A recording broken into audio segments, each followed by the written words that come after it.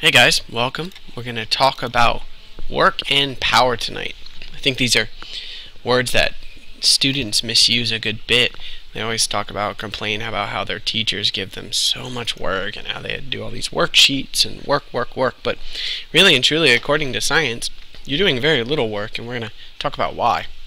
So your textbook is going to say work is done when a force causes a change in motion of an object. And the key part of this is the motion part. So in order for work to be done, an object has to move. There's some stipulations to that movement here. And this is really the big kicker, that the motion of the object must be in the same direction as the force applied. So I'm going to give you a couple examples here. So I got my box right here. Let's say I apply a force to the right. Well, technically speaking, in order for me to have done work, my box needs to move where? To the right. If it moves any way, if it moves up, if it moves down, okay, that isn't work, and that isn't work. It has to be in the direction of the force that I applied. You can say the same thing down here. Work is zero if there's no motion. So another example here, let's say I apply all this force, but my box is up against a wall. Well, if my box didn't move, it doesn't matter how hard I pushed. I did no work because there was no motion on my box. Okay? Moving on. We have an example here. It says, if you were trying to lift a car, you would have to apply a large force. So my question for you is, taking a look at this superhuman child here, if the car didn't move, was any work done? So now that you've thought about it, let's take a look at the answer, and the answer is no. No movement, no motion. If there's no motion on this car right here, I'm sorry, there was no work done. Got another one. It says, a weightlifter lifts a barbell over his head. Is work being done? So you can take a picture, take a look at this guy right here. And the answer is, yeah, work was done. The motion and the force are in the same direction. In other words, as he pushed up, the barbell went up. Now, once the barbell is over his head, he holds it there for 3 seconds. Is work being done then? And your answer is no. There's no motion of this barbell right here. And if there's no motion, guys, no work is being done. One more example. It says Dora picks up her backpack to put it on. After it's on, she runs out the door to start exploring. Of course, she's Dora the Explorer, right? Is work being done? I want you to pause it, and I want you to think about this one for a second. Now that you've thought about it, let's think. As Dora is lifting up her book bag to put it on, she applies a force up. And what does the book bag do? It travels up, right? So, as Dora was putting her book bag on, yes, she was doing work, 100%. No one will agree with that. On the other hand, though, as Dora is now moving this way, okay, she is still applying a force up on her book bag because, well, we know that because if she wasn't, it'd be falling. So the book bag's moving this way, but the force is this way. So there's another question. Is work now being done? And the answer to that is no. Not while Dora is carrying the bag out the door. Because once again, we can look at it. Motion here, or excuse me, force here, motion here. But as she was putting the book bag on, motion up, force up. We're good there. Helpful hints. General guide, but I promise you guys it's not a dead set rule. If I use the words push, pull, lift, throw, work has been done if motion occurred.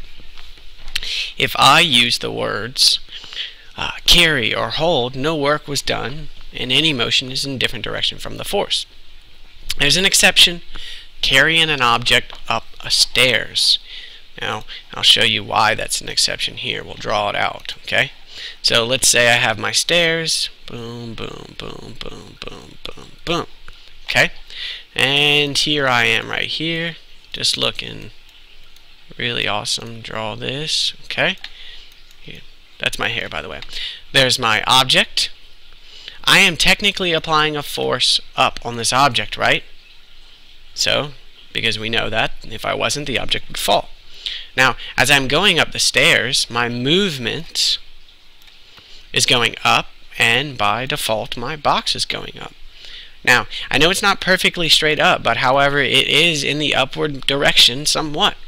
So technically speaking, I am doing some work on the box, but not all of my force is resulting in that box's movement, if that makes sense. Some force is still going directly up, but the box is still moving somewhat up. We'll talk about more about that when we get into class, but that's a great start. So let's get to the math. I know that's everyone's favorite part, right? So the math here is work equals force times distance. In other words, the amount of work you did revolves around how much force did you apply to something and how far did it move. That makes sense, right? We can go back to our box. Well, how hard did I push it and how far did it go? And as a factor of those two, we can calculate work. Work is measured in joules again. Where have we seen that before, guys? Energy, right? So we see that joules, reoccurring theme here. So what's a joule? It's a Newton meter. 1 joule of energy is the energy needed to lift an apple from your waist to your head. Okay, not an apple this size, but you know what an apple looks like. So here's a practice problem for you, remembering our equation from earlier. So I want you to pause it, and then I'm going to come back and we're going to solve this one together. Hope you don't mind while I was paused I moved some things around. So if a father is playing with his daughter by lifting her repeatedly in the air, how much work does he do with each lift? Assuming he lifts her 2 meters and exerts a force of 190 newtons. Well, you guys know that we just told you work equals force times distance, right? Well, in order to solve for work, I gave you a force. It was 190 newtons. And the distance was 20 meters. Oh, excuse me, 2 meters. So using your handy-dandy calculators, 190 times 2 equals 380 joules. Pretty easy, right? Let's see if we can do another one. Okay. Well, excuse me, this is our honors edition now. So let's talk about power. Power is the rate at which work is done. In other words, how fast can I get some work done, right? And let's make some sense of that now. Here's your unit for it. Power is measured in watts. It's work divided by time, okay? So W over T. It says 1 watt is the amount of power needed to do 1 joule of work in 1 second. I know that's incredibly confusing, and we will actually reinforce that tomorrow in class with a little demo. Well, work versus power. Running and walking up a flight of stairs requires the same amount of work. How? It's the same force, and it's the same distance equals the same work. In other words, it doesn't matter how fast I did it when I'm asking how much work was done. Remember? Work is just force times distance. Well, I went up the same amount of stairs, and the same amount of stairs is the same distance. Took me the same force, same work. Now, the one thing is, power was different. So what does that tell you about power? Because remember, power is work divided by time.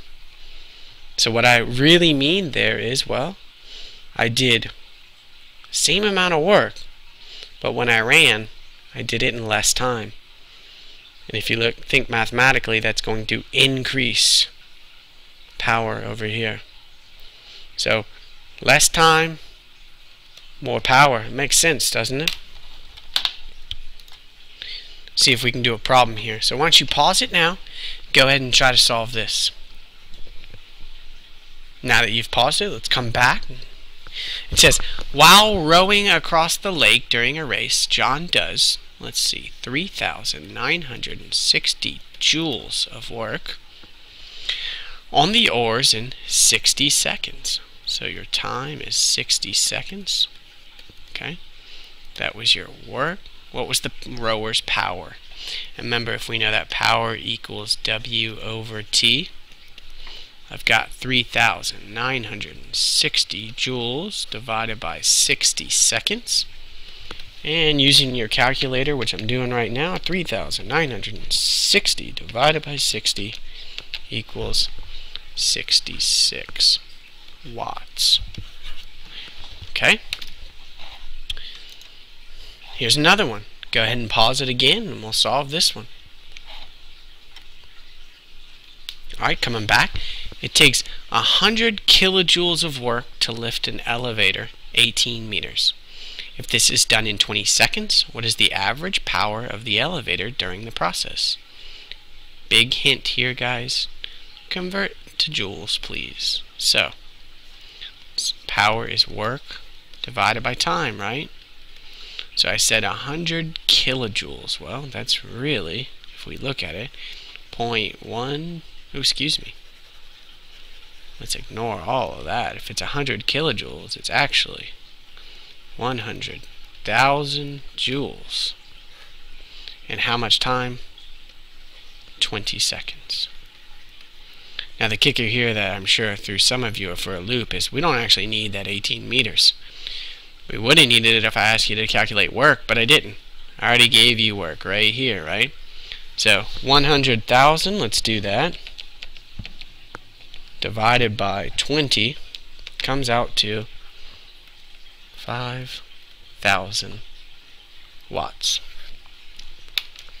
Good, guys? Got one more practice problem.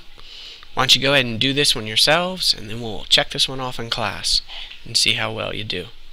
Congrats, we're done. It only took us 11 minutes and 37 seconds. See you.